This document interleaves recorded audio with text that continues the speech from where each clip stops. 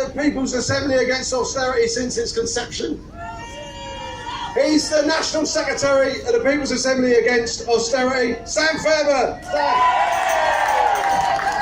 Thank you, Steve, and Parliament Square, you're looking beautiful today. We're here today during the biggest crisis the NHS has faced since its foundation.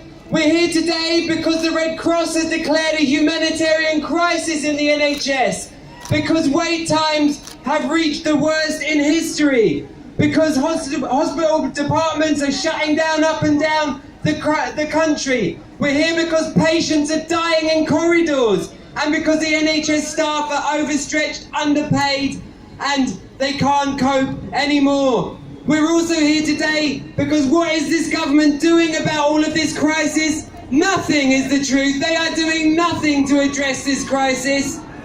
In fact, the truth is, as this crisis gets worse, Jeremy Hunt just goes into hiding.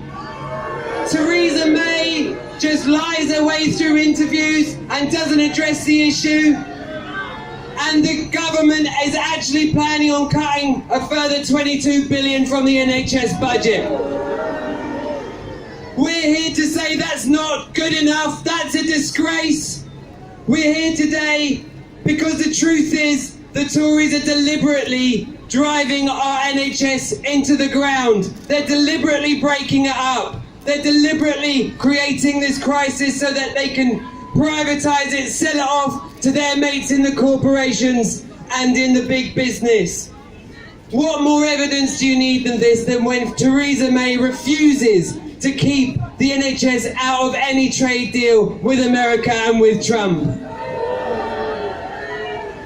We know that privatisation only means cutbacks, a drive down in wages, a reduction of the service to maximise profit, and that is the Tories' ideology. And that's why it hasn't stopped at the NHS. The same thing is happening in our education system, transport, housing. All of our public services are facing the same disgraceful outcomes.